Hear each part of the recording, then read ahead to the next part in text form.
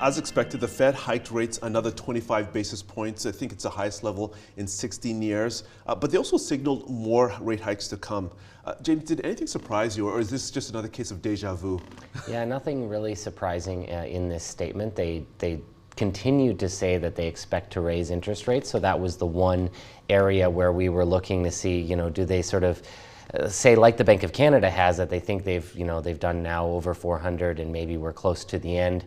They didn't really change that statement, so they're sticking to their guns that they will continue to raise interest rates from here. If anything, that was the only piece of uncertainty in the statement itself. Okay, so you mentioned that they're going to be hiking interest rates, more interest rate hikes to come. How much further do you think the Fed will go before it pauses on rate hikes? Because we've heard from some Fed officials in the past who are very hawkish. They're saying that the Fed should hike rates as much as 5% in order to tamp down inflation. So how high do you think the Fed will have to hike? Yeah, well, they got to the top range of 4.75% now. We think 25 more in hikes is to come, probably at their next meeting in March. That will take them to that 5% mark. At that point, I think they do pause and reassess how the economy is doing. I mean, we are seeing signs that inflation is slowing, certainly the headline on lower energy prices, but even core measures starting to come down, and that's a positive signal. We've obviously also seen the impact in interest rate sensitive sectors of the economy like housing, and overall economic activity is not growing swiftly. So I think in a lot of those indicators, we don't have any signs of an immediate recession, but certainly enough that we think the Fed could pause and take stock of the impact so far. Okay, now I want to talk a little bit about the bond markets because certainly we've seen some divergence in the past between the bond market and what the Fed is saying. How have bond markets reacted, and what are the yield curves telling investors about the economy and the potential for recession this year?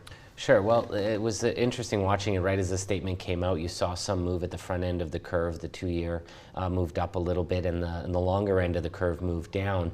Once the Fed chair started speaking, though, we saw actually rallying at all parts of the curve, even the 2-year starting to come down. So obviously, his statement treated as a little more dovish than the statement itself.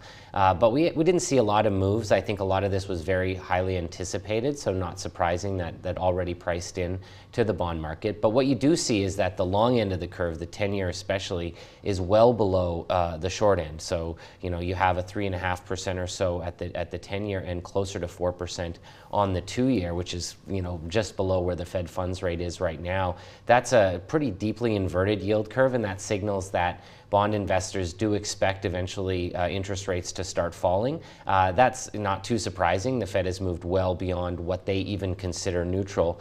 But typically when you have the long end of the curve below the short end, it signals some concern about future economic growth and some potential risk of a downturn. And what other potential risks do you see to the Fed's outlook?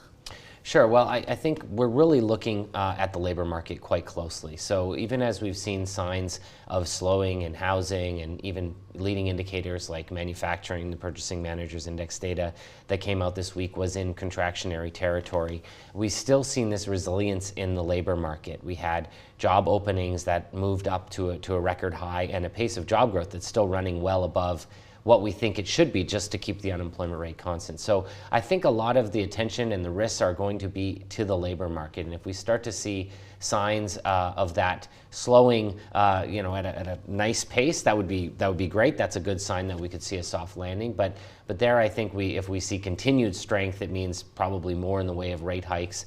And if we see it start to slow really dramatically, well, that's a good leading indicator that the economy is going to turn down.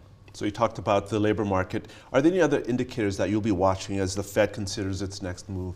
Yeah, well, certainly the labor market. I mean, the inflation, in the inflation data, as we saw mentioned, we've seen good evidence that goods prices are coming down, some of the supply chain issues having been resolved. Demand for goods has fallen, some of that interest rate sensitive, but also just as activity normalizes after the pandemic. The housing inflation data is also important to watch, and we've seen new leases start to come down. That should show up in future inflation, but I think really it's going to be wages and what happens in the remainder of the economy. And if we see that starting to slow, I think that would give the Fed the confidence that they really are seeing inflation move toward their 2% target. Okay, now I want to finish off by talking about the US dollar, which has weakened a little bit against a basket of major currencies. Where do you see the US dollar going after this latest acknowledgement by the Fed that there are more rate hikes to come. Sure.